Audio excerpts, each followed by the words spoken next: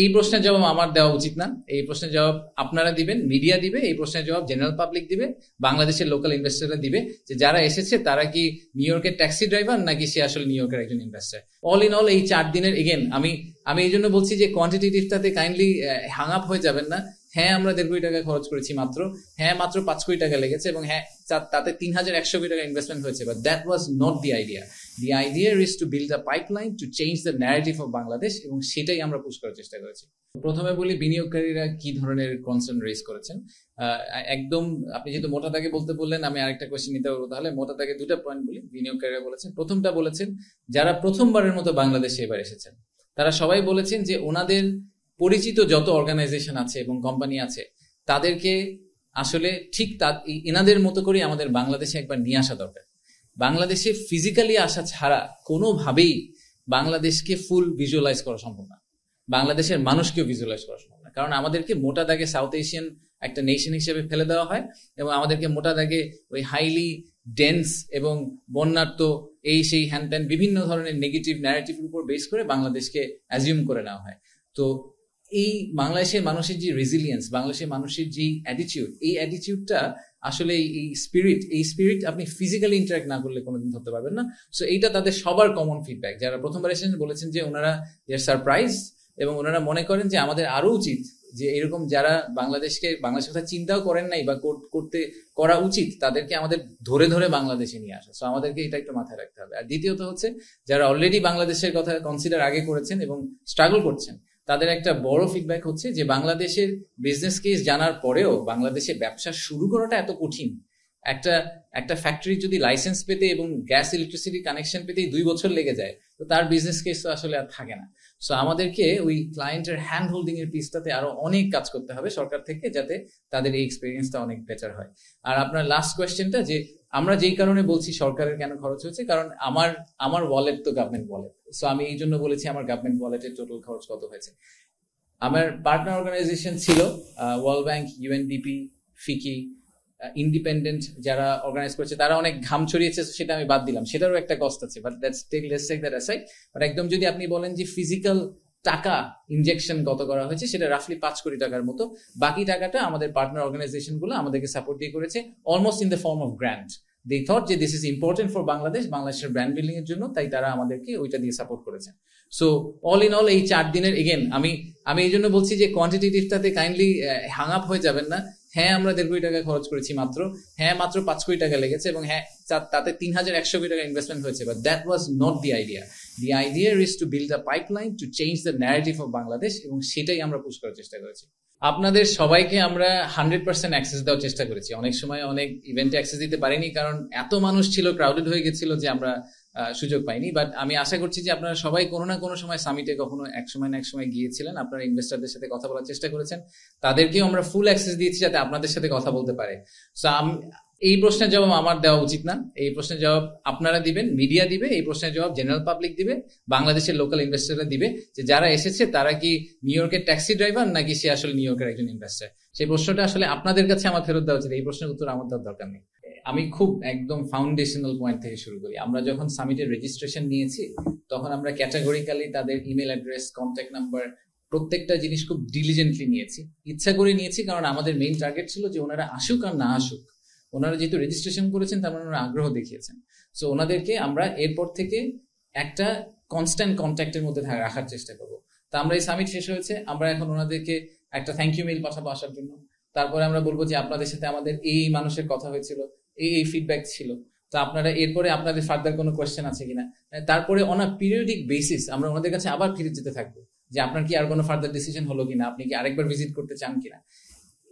এই business development is a science, এবং business development as a science corporate ওয়ার্ল্ডে খুব কমনলি এক্সারসাইজ করা হয়, ব্যাংকিং সেক্টরে এক্সারসাইজ করা হয়, বিভিন্ন সেক্টরে এক্সারসাইজ করা হয়। So it's not a rocket science, it's a very simple structured approach. সেই স্ট্রাকচার্ড অ্যাপ্রোচের ভিতর দিয়ে আমরা এই পাইপলাইনটাকে নেওয়ার চেষ্টা করবো। Maybe we will succeed, maybe we will not, but we will try our best যে 100 জন ইনভেস্টরের মধ্যে থেকে অ্যাটলিস্ট যদি 10 জনকে আমরা কনভার্ট করতে পারি।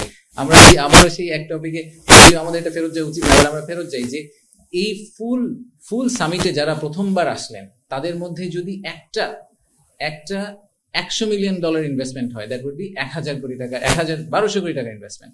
একটা 1200 কোটি টাকা ইনভেস্টমেন্ট হয় আমাদের দের আর পার্টনারদের 3.5, টোটাল 5 কোটি টাকার খরচে। That should be a big success for this summit. So I am not worried about the success of the summit from a quantitative point of view.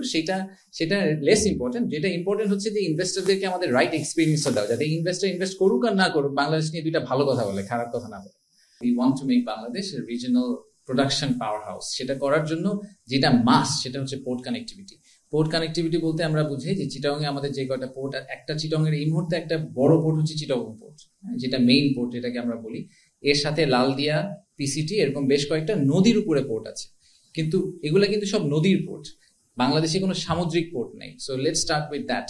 আমরা বে টার্মিনাল নিয়ে অনেক দিন ধরে কথা বলছি। সিঙ্গাপুরের একটা কোম্পানি আছে, দুবাইয়ের একটা কোম্পানি আছে, পিএসএ এবং টিপি ওয়ার্ল্ড, তারা অনেক দিন ধরে চেষ্টা করছে। বাট আমাদের টার্গেট হচ্ছে যে এই সেপ্টেম্বর অক্টোবর মাসের মধ্যে আমরা বে টার্মিনাল ইস্যুটা রিজলভ করে আমরা একটা সিগনিফিক্যান্ট মাইলস্টোন ক্রস করবো, নাম্বার 1। নাম্বার 2 হচ্ছে যে মাতারবাড়িতে যে ডিপ সি পোর্ট আছে সেটার আশেপাশে একটা ফ্রি ট্রেড জোন নিয়ে আপনারা দেখেছেন যে এবার ডিপি ওয়ার্ল্ডের চেয়ারম্যান এসেছিল, সেটা নিয়ে আমরা কথা বলার চেষ্টা করছি, যাতে বাংলাদেশ ইসেনশিয়ালি বিকামস দুবাই আর সিঙ্গাপুর থেকে আমাদের ডিস্টেন্সটা রাফলি 2 ঘন্টার মতো, রাইট? সো আমরাও কিন্তু technically we can also become another Dubai আর সিঙ্গাপুর, যেখানে আমরা একটা ফ্রি ট্রেড জোনের মতো করে অপারেট করবো। এবং আমাদের একটা ভার্টিক্যাল কানেক্টিভিটিও আছে, নেপাল, ভুটান, 7 সিস্টার্স এবং তার দিকে উপরে China. So we would like to utilize that the most. সো এইটা একটা বড় ডিসকাশন পয়েন্ট ছিল আমাদের জন্য, যে পোর্ট এবং এয়ারপোর্ট যেগুলোর দ্বারা আমাদের ওভারঅল কানেক্টিভিটিটা ইমপ্রুভ করবে, সেটা আমরা কিভাবে হ্যান্ডেল করছি এবং কত দ্রুত আমরা এই জিনিসগুলার, এই প্রজেক্টগুলাকে এমন একটা পর্যায়ে নিয়ে যেতে পারবো যেটাতে এটা ইটস ফুললি ফাংশনাল। আচ্ছা, দ্বিতীয় হচ্ছে যে বিডার ক্ষেত্রে কয়েকটা ইন্টারেস্টিং টপিক নিয়ে কথা হয়েছে। একটা হচ্ছে যে এফডিআই তে আমরা প্রণোদনা দিতে পারি কিনা, এটা নিয়ে আমরা একটা ডিসকাশন করেছি। যে ধরেন বাংলাদেশি একজন প্রবাসী, নন রেসিডেন্ট বাংলাদেশি, যিনি চায়নায় থাকেন, উনি চাইনিজ ভাষা জানেন, উনার যেই চাইনিজ কোম্পানি আবার স্পেসের অ্যাক্সেস আছে, এটা বিডার কখনো হবে না, বাংলাদেশের কোনো মানুষের কখনো হবে না। তো উনি যদি একটা $100 মিলিয়ন ইনভেস্টমেন্ট নিয়ে আসেন, তো আমরা তো বাংলাদেশের রেমিটেন্স পাঠালে 2.5% করে ক্যাশব্যাক দিই।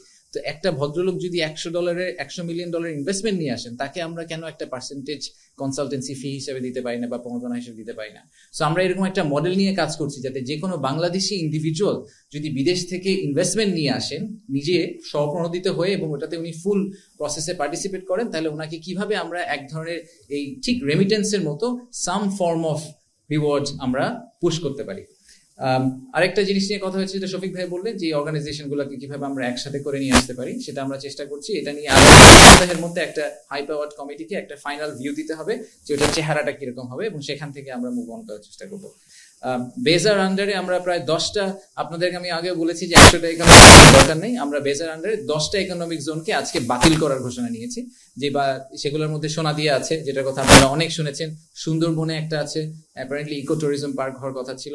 সো এরকম বেশ কয়েকটা 10টা টোটাল ইকোনমিক জোনকে আমরা we are cancelling the licence for the economic zone, because we don't think it's necessary. যে কটা আছে সেগুলোকে ঠিকভাবে করতে হবে। আর এই সাথে আরেকটা জিনিস নিয়ে আমরা কথা বলেছি, সেটা হচ্ছে যে ভবিষ্যতে যখন ইকোনমিক জোন ডিটারমিন করা হবে, তো সেই ইকোনমিক জোন ডিটারমিন করার যে প্রসেসটা, এটা প্রচন্ড সাবজেক্টিভ এই মুহূর্তে। এবং বেজা ইউনিল্যাটারালি অনেক সময় ইকোনমিক জোন ডিক্লেয়ার করে ফেলতে পারে প্রধান উপদেষ্টার কার্যালয় বা প্রধানমন্ত্রীর কার্যালয়ের সাপোর্টে। বাট আমরা যেটা মনে করি যে এটা করলে যেটা সমস্যাটা হয়, সেটা হচ্ছে যে ইকোনমিক জোন ডিক্লেয়ার করার পরে যখন গ্যাস, পানির এবং মিনিস্ট্রি অফ এনভায়রনমেন্টের কাছ থেকে এনভায়রনমেন্ট পারমিট নিতে যায়, ওই পারমিশনগুলো আর পাওয়া যায় না এবং তাদের থেকে ওই বাইনগুলো থাকে না। তো আমরা বলতে চাচ্ছি যে ইকোনমিক জোন ডিক্লারেশন প্রসেসের ভিতরে একটা ইন্টার মিনিস্ট্রিয়াল কনসালটেশন হওয়া উচিত এবং অন্যান্য মিনিস্ট্রির বাইন থাকা উচিত, এবং তাদেরকেও একসেপ্ট এবং কমিট করতে হবে যে হ্যাঁ, আমি যদি এই ফেনীতে একটা ইকোনমিক জোন করি, তাহলে ফেনীর ওই ইকোনমিক জোনে গ্যাস দেওয়ার দায়িত্ব এনার্জি মিনিস্ট্রির, এনভায়রনমেন্ট ক্লিয়ারেন্স দেওয়ার দায়িত্ব মিনিস্ট্রি অফ এনভায়রনমেন্টের। এরকম প্রত্যেকে ফুল কমিটমেন্ট নিয়ে তারপরে আমরা ইকোনমিক জোন ডিক্লেয়ার করব, তার আগে আমরা ডিক্লেয়ার করবো না। কারণ সেটা করার পরে এই যে আমরা বছরের পর বছর ধরে ঝুলে থাকি, আমরা ইনভেস্টরদেরকে অ্যাক্সেসটা দিতে পারি না। সো এগুলো হচ্ছে সাম অফ দ্য কি ডিসিশনস মেড। এবং আচ্ছা, সরি, হ্যাঁ, ওয়ান স্টপ সার্ভিস নিয়ে অনেক লম্বা কথা হয়েছে আজকে। আমরা এই ওয়ান স্টপ সার্ভিস নিয়ে অনেকদিন ধরে ঘুরপাক খাচ্ছি। তো একটা বড়, আমি ইনভেস্টরদের সাথে কথা বলে সবসময় যেটা শুনি, সেটা হচ্ছে এখানে দুইটা সমস্যা। একটা হচ্ছে যে ওয়ান স্টপ সার্ভিস, যেটাকে আমরা ডিজিটাল বলি, এটা এখন অনেক ক্ষেত্রেই ম্যানুয়াল। তাদেরকে ম্যানুয়ালি বিভিন্ন জায়গায় গিয়ে কাজ করতে হয়। তো প্রধান উপদেষ্টা একটা নির্দেশনা দিয়েছেন যে কোনো সার্ভিস যেটা ম্যানুয়াল বা তার পাশাপাশি ডিজিটাল সার্ভিসও, সফটওয়্যার সার্ভিস আছে, সেখানে ম্যানুয়াল সার্ভিসটা আগামী 1 মাসের মধ্যে বন্ধ করে দিতে হবে। Everything will be digital. তাতে যেটা সুবিধা হবে সেটা হচ্ছে রেন্ট সিকিং বিহেভিয়ার সিগনিফিকেন্টলি কমে যাবে। আর দ্বিতীয়ত হচ্ছে যে উনি বলেছেন, যেটা আমাদের প্রস্তাব ছিল, যে ইনভেস্টরের পয়েন্ট অফ ভিউ থেকে সে একটা সিঙ্গেল পজিশনে তার ল্যান্ড করা উচিত, তাকে একটা সবসময় একটা সিঙ্গেল ওয়েবসাইটে যেতে হবে। সো আমরা এটাকে ধরেন যদি বলি বাংলাদেশ ইনভেস্টমেন্ট পোর্টাল, সে বাংলাদেশ ইনভেস্টমেন্ট পোর্টালে লগ ইন করবে, তার যার কাছে সার্ভিস লাগবে সেটা ব্যাক এন্ডে সরকার ম্যানেজ করবে। তার যদি ব্যবসার সার্ভিস লাগে তাহলে ওই সফটওয়্যার তাকে ব্যবসার রুটে নিয়ে যাবে, বাট তার জন্য একটা সিঙ্গেল ইন্টারফেস করতে হবে। এখন যেটা হয়, আপনার ট্রেড লাইসেন্স করতে গেলে যেতে হয় আরজিএসসির ওয়েবসাইটে, আপনার ল্যান্ডের বিউটেশন করতে হলে যেতে হয় ল্যান্ডের ওয়েবসাইটে, আপনাকে ব্যবসার সার্ভিস পেতে হলে যেতে হবে ব্যবসার ওয়েবসাইটে, বেজার সার্ভিস পেতে হলে বেজার ওয়েবসাইটে। None of these are realistic. যে কোনো ইনভেস্টারের জন্য এটা প্রচন্ড পেইনফুল, স্পেশালি বিদেশিদের জন্য আরো পেইনফুল, কারণ ওরা বুঝেনি না যে কোথায় থেকে শুরু করতে হবে। এইটাকে আমরা বন্ধ করে আমরা একটা সিঙ্গুলার ল্যান্ডিং প্ল্যাটফর্মে নিয়ে আসার ডিসিশন নিয়েছি। সো একদম টপ লেভেলে ওভারলেইং একটা লেয়ার থাকবে যেখানে ইনভেস্টার ল্যান্ড করবেন, তারপরে সফটওয়্যার তাকে ডিফারেন্ট ডিরেকশনে ডিরেক্ট করে দিবে ডিপেন্ডিং অন তার রিকোয়ারমেন্ট। সো এরকম একটা ডিসিশন নেওয়া হয়েছে আজকে ওয়ান স্টপ সার্ভিসের ক্ষেত্রে।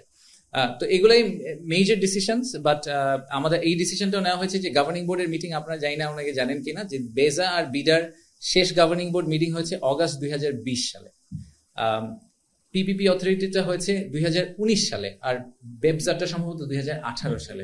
সো এই প্রত্যেকটা গভর্নিং বোর্ডের মিটিং 5, 6, 7 বছর পর পর হচ্ছে। This is not a structured approach. Governing বোর্ডের মিটিং অ্যাটলিস্ট প্রতি 3 মাস পর পর হওয়া উচিত, ওয়ার্স্ট কেস 6 মাস পর পর, কারণ অনেক সিদ্ধান্ত গভর্নিং বোর্ডের ছাড়া এই অর্গানাইজেশনগুলো নিতে পারে না। তো প্রধান উপদেষ্টা বলেছেন আগামী মাসে নেক্সট গভর্নিং বোর্ডের মিটিংটা হবে। সো আমরা একটু ফ্রিকোয়েন্সি বাড়ানোর চেষ্টা করছি। আর লাস্ট একটা টপিক, সেটা হচ্ছে যে ট্রান্সশিপমেন্ট নিয়ে অনেক কথাবার্তা হচ্ছে। তো আজকে ওখানে কমার্স উপদেষ্টাও ছিলেন।